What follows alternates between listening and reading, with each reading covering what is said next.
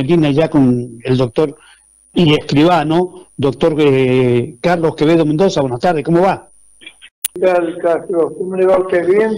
Bien, bien, muy bien. Bueno, usted ha seguido como todos en la Argentina y en el continente, y también lo seguido en el mundo, porque estaban interesados en qué podía pasar en Venezuela, habida cuenta que todas las encuestas que se fueron conociendo en la previa la daban ganada a la oposición, ¿no? Bueno, finalmente hubo un resultado que ha sido cuestionado, ¿no?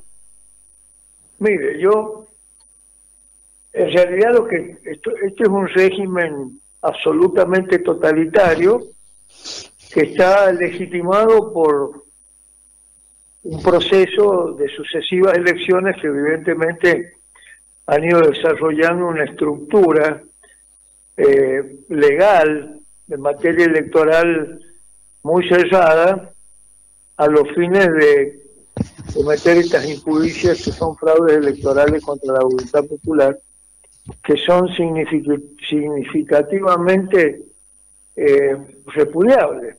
Esto es un plan absoluta y totalmente preparado por el sistema, por ese régimen totalitario de Maduro, que lo ha precedido Chávez, para quedarse con economía y quedarse con el país, como si fuera un feudo. Yo entiendo que es así.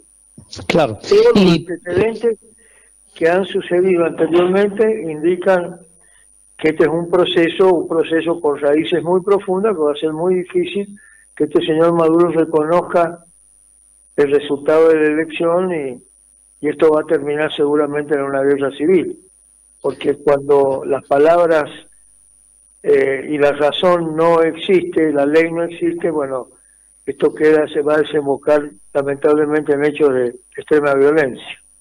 Hay un pedido reciente, doctor, que lo ha hecho la OEA, México, Chile y Brasil, que piden las actas oficiales del escrutinio, bueno, para recién decir si están de acuerdo con esto, pero básicamente creo que es un reclamo necesario que el oficialismo chavista lo haga y lo remita, ¿no? Pero claro, siempre, en definitiva, todos los pedidos tienen la respuesta unilateral y cerrada de un régimen que la puede dar o no lo puede dar. Es decir, que están ellos han tendido una trampa, y eso es una trampa muy bien cerrada en contra de todos los intereses de los ciudadanos venezolanos, inclusive dentro de los intereses del contexto internacional, porque todos los países americanos que también fue un proceso largo, están compenetrados en que se mantenga el sistema democrático en todos los países que integran el continente. Y hay 3 países que están fuera del sistema: uno es Cuba, que es reconocido, el otro es Nicaragua, y el otro ahora es Venezuela. Significativamente estos países son los que han reconocido a Maduro como legítimo adjudicatario de las elecciones de Venezuela, si ya no es casualidad. Y estos países están involucrados internacionalmente en una política con Rusia y con Irán, que tampoco es una casualidad. Y China. Es una casualidad que en esos 3 países las Fuerzas Armadas controlan férreamente el 80% de la economía y de las mejores empresas. Y las Fuerzas Armadas también están comprometidas en esos 3 países también con el narcotráfico.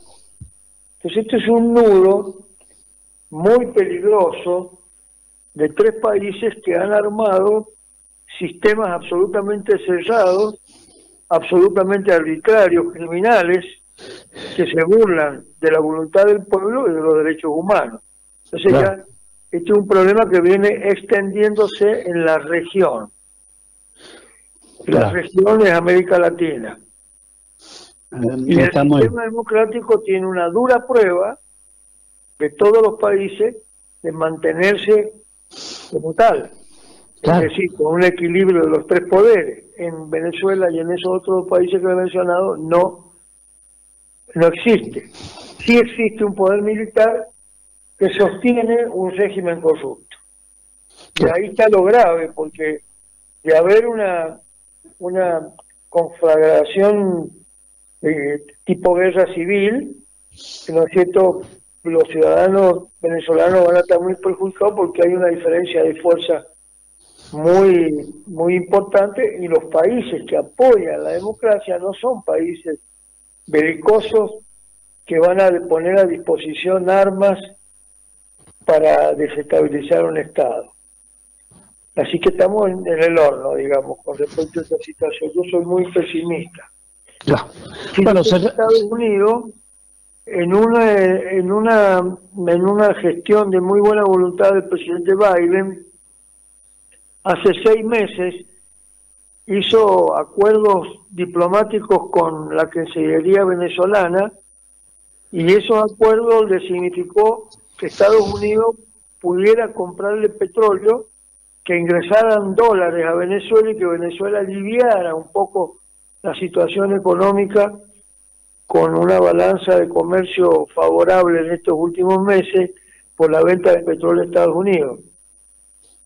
¿Para qué lo hizo Estados Unidos? Estados Unidos lo hizo para mejorar la situación con el convencimiento, y la palabra, por el convencimiento, por la palabra dada por Maduro, de que iba a respetar el sistema electoral, cosa de que no lo ha respetado. Y no hay ninguna duda del fraude, pese a que hay algunas voces por ahí que se identifican con el kirchnerismo más ortodoxo que hay acá, y algunas facciones de la izquierda que dicen que Maduro ganó las elecciones. Ahí salió los otros días un miembro de la Junta Electoral de Venezuela, hizo una selfie, creo que usted la ha conocido, sí, donde salen en las pantallas los resultados que se estaban dando en ese lugar. Son 7 pantallas. Esas 7 pantallas han sido sometidas a análisis por tecnología moderna y aparecen en esas pantallas, perdiendo en todas las pantallas Maduro. Y esa foto fue tomada alrededor de entre las 14 y 15 horas de ayer, del domingo, perdón.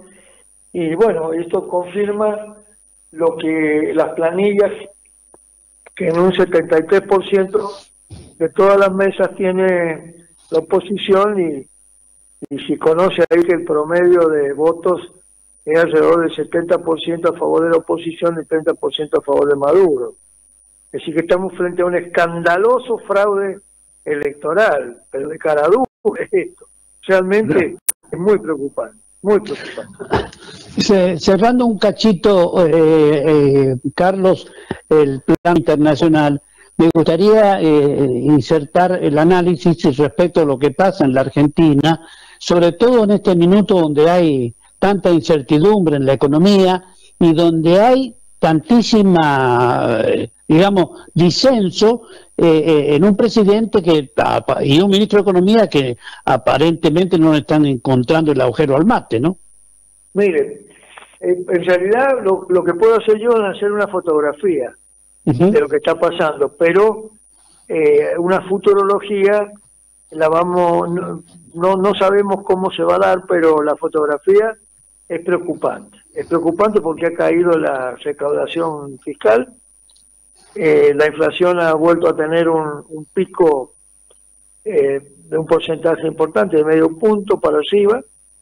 La imagen del presidente viene cayendo sostenidamente en pequeños porcentajes, pero está bajando, y la confianza o la esperanza, las mediciones que hay de esperanza o confianza que tiene la gente, concomitantemente con el tema de la imagen, también está cayendo. En el mercado las respuestas del mercado no han sido las que preveía el gobierno por el momento.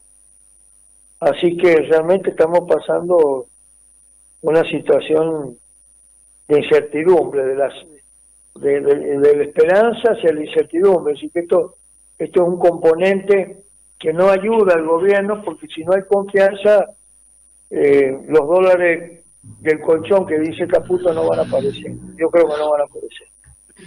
Entonces, y yo le agrego a esa fotografía, la escasez de divisas del país para cumplir con sus compromisos internacionales y para pagar las importaciones que son necesarias para mantener la industria, la siembra que empieza ahora el trigo de la cosecha fina, los fertilizantes, semillas, etcétera, etcétera, que están a un valor dólar superior, ponen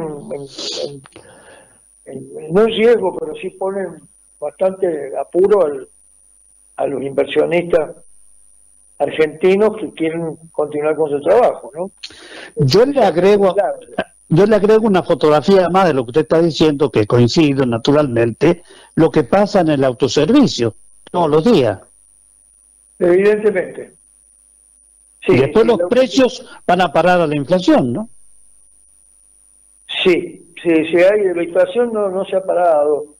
Después de la desocupación y la pobreza, estamos pasando por una situación todavía muy difícil. Yo muchas veces pienso comparativamente que la propuesta que tenía Melconian, Melconian tenía una propuesta de hacerse el ajuste, con la misma profundidad que la ha hecho o la intenta hacer Milei, pero los tiempos eran diferentes. Establecía Melconian una pauta, es decir, de reducción y de ajuste a más largo plazo. A más largo plazo, previendo esta situación, que no se agrave la situación de pobreza, que no se agrave la situación del desempleo. Es decir, que es un sacrificio que se está haciendo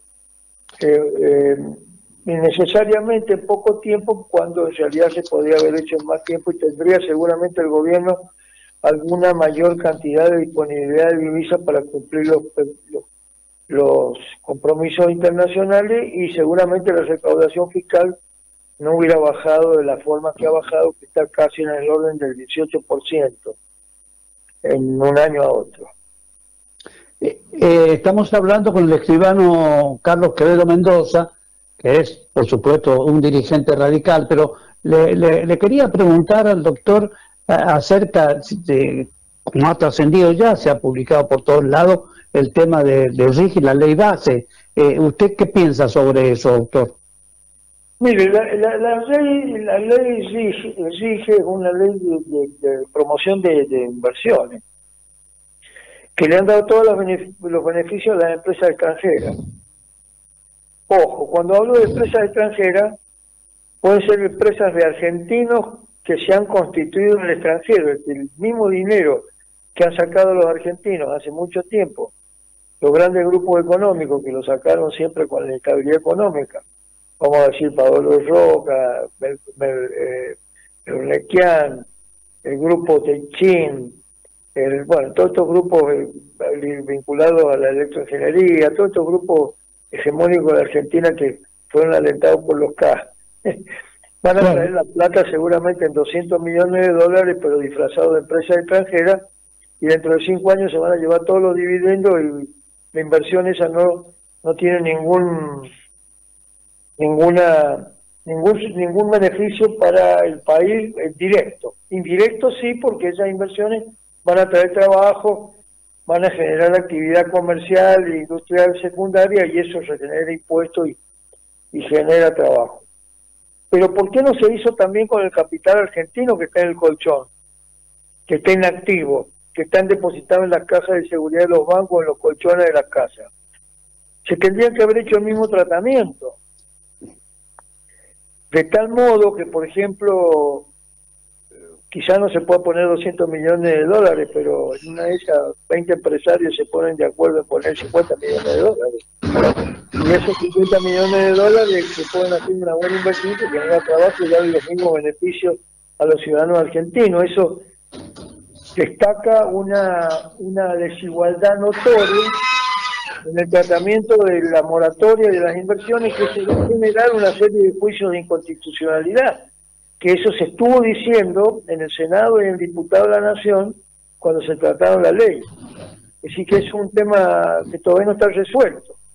A su vez, las provincias tienen que aprobar el RIGI, y a muchas provincias se les ha tocado el bolsillo que las recaudaciones que tiene al imponerse, por ejemplo, a las provincias un sistema de regalías que no puede bajar del 5%, usted le está poniendo un cepo a las provincias, es decir, cuando a las provincias en una de esas les conviene pagar menos regalías para atraer inversiones y generar trabajo. ¿Se da cuenta? Hay una serie de cosas ahí que se irán corrigiendo seguramente por vía judicial o el gobierno por contrario imperio, pero en fin, van a poner en práctica un sistema que crea desigualdades. Bueno, pero bueno, está creado, hay que cumplir con la ley, ya se discutió eso y ya no podemos volver para atrás en la discusión. Eso ya está, va a haber que aplicarlo y persignarse para que funcione bien y que sea lo más explicativo posible y que vengan inversiones. Cosa que todavía dudo que vaya a venir una catarata de inversiones porque el gobierno no tiene la confianza internacional que se tiene en las inversiones. Sin embargo, doctor, hay un reclamo concreto de las pymes, la microeconomía, ha atacado digamos, lo que significa centralmente las grandes inversiones, pero se han olvidado un poco de las pymes. Yo creo que esto es muy importante tenerlo en cuenta porque la microeconomía es imprescindible. Mire, han cerrado más de 15.000 pymes en el país. ¿Me entiendes? Bueno, porque la filosofía del gobierno es ir a lo grande. Este es un gobierno de derecha, hay que decirlo realmente. Es un gobierno que está emparentado con las actitudes así prepotentes legales que tuvo Trump en Estados Unidos. Es decir, es un gobierno que en su accionar está al límite de la violación de las leyes. Hay aprietes acá reconocidos a través de los recaudadores fiscales y otros organismos nacionales más. Sabemos que la política de la derecha es una política dura, mundialmente reconocida, y este hombre está alineado en ese temperamento brutal de hacer estos ajustes. Bueno, también podrá cambiar. Yo supongo que en una de esas, cuando vea todo este pelote que se está armando, empezar a dar un poco de oxígeno a los que producen allá abajo, los que están cerca de la familia, los que están cerca del campo, que están cerca del interior del país, del interior productivo, de las economías regionales. Yo creo que, supongo que vendrá alguna reconsideración de esto en la dinámica de la política, que se ablandará un poco la dureza de este hombre. Con su experiencia... Yo soy optimista en el sentido de que la gente puede cambiar, capaz que este hombre pueda cambiar. Con su experiencia, doctor, usted no considera que hay... que la gente puede cambiar. La Está gente bien. en general, cuando comete errores, puede cambiar. Pero no soy optimista con No, claro. No, pero le quería preguntar si esto, el RIGI no está, tiene un parecido a los regímenes especiales que hubo en San Juan, como la ley de promoción industrial y otras cosas parecidas. ¿No le da la sensación a usted eso? Bueno, las leyes de promoción provinciales, los empresarios se quedaban con el IVA que lo cobraban cuando vendían sus productos, y ese IVA, que era el 21%, era el sistema que tenían de financiación. En cada 100 proyectos que metieron en la provincia quedaron flotando después de años el 20-30%. El resto fue un juego impositivo que benefició a sectores empresariales importantes vinculados a los gobiernos provinciales y nacionales, eso ya lo sabemos. Y esto seguramente debe haber un capitalismo de amigos metido, insertado en esta situación de Milei. Y ese capitalismo amigo no tiene ideología, le aclaro. Porque yo siempre digo que Milei, con las modificaciones legales que ha hecho y su impronta política, lo que está haciendo es construyendo una suprema casta. Y en esos actores de la suprema casta están los mismos personajes que estaban con los K. Es así, porque el capital no tiene amigos, tiene intereses comunes, y con los intereses comunes se juntan a tomar café, aunque se odien por la ideología, pero es así. Claro. Y también ya pasando mucho más al plano de las instituciones políticas, doctor, le quería preguntar sobre el radicalismo en San Juan. ¿Están trabajando ustedes, están viendo cómo está actuando el radicalismo? ¿Hay posibilidades de el armado de una agrupación mucho más, con mucha más fortaleza? Bueno,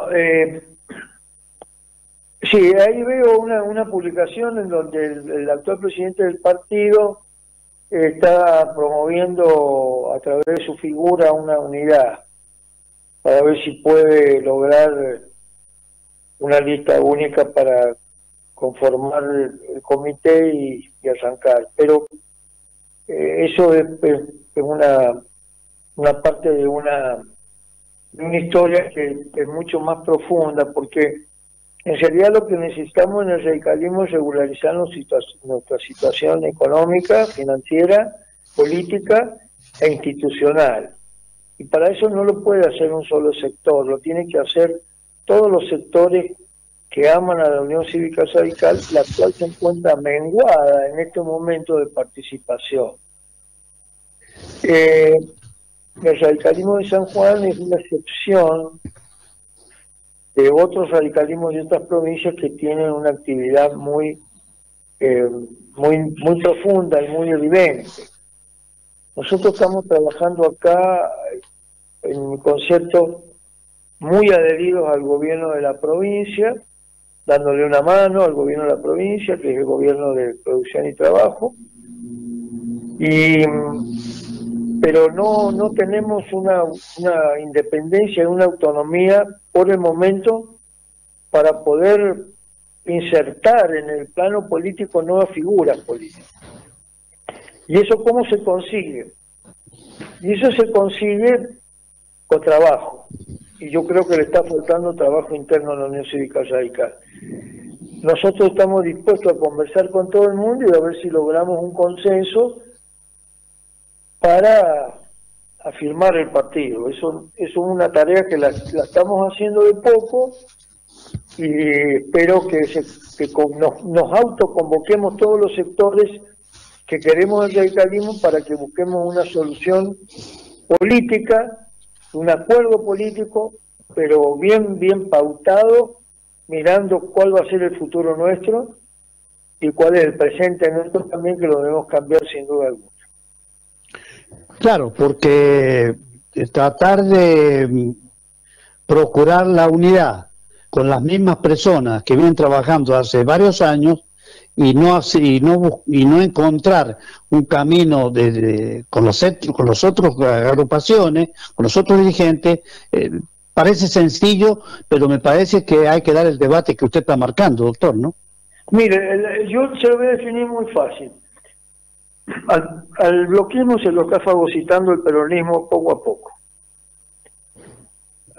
No me debo meter en las cuestiones de otros partidos, pero la realidad observa que el bloquismo está siendo cooptado por el justicialismo y ahí está, casi desmembrado y dividido. Bueno, el radicalismo en San Juan se ha debilitado de tal manera que está trabajando y dándole una mano a Producción y Trabajo, un partido provincial que tiene la oportunidad de gobernar.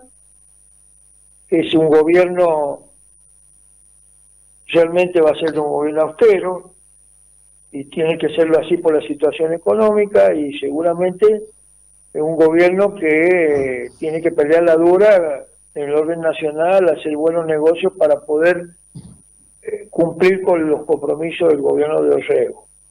Y en ese gobierno de Orrego estaba Basualdo atrás, dándole su mano y su apoyo, por supuesto. Bueno, el radicalismo lo está haciendo también, pero puede correr el riesgo de quedar absorbido por Producción y Trabajo. Claro. El radicalismo tiene que mantener su identidad histórica y política en San Juan. Y en su momento, con una buena conducción formada por todos y una actividad política interna de convocatoria y de sumatoria, nosotros podemos ser mucho más independientes, pero también podemos ser mucho más eficaces para ayudar al gobierno y que no vuelva a ganar el peronismo acá. Pero necesitamos identidad, necesitamos diputados propios, necesitamos concejales propios para crecer.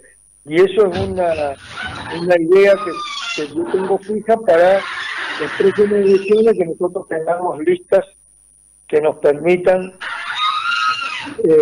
ser oposición, ser representantes de la oposición en San Juan, con diputados y concejales, inclusive con intendentes.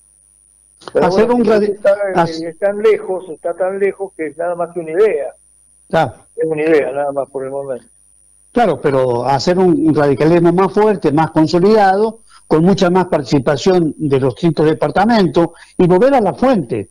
Yo me acuerdo perfectamente de la historia del radicalismo, así que no me parece difícil en todo caso. Lo que sí hay que evitar que se faciliten cosas para, digamos, intereses de unos pocos, cuando acá está de por medio la estructura partidaria de la Unión Cívica Radical. Mire, yo le voy a dar una definición que lo va a poner en claro qué es el radicalismo. El radicalismo tiene 133 años en el orden nacional. El radicalismo en esos 133 años, incluyendo el gobierno de Frondizi, que fue radical intransigente, fue una división, el radicalismo tuvo en el gobierno de esos 133 años, tuvo, si no mal he contado, 26 años. Es decir, que el resto, 133 menos 26 años, hemos sido oposición. Y cuando hemos sido oposición, han nacido líderes en esa oposición que después han sido gobierno.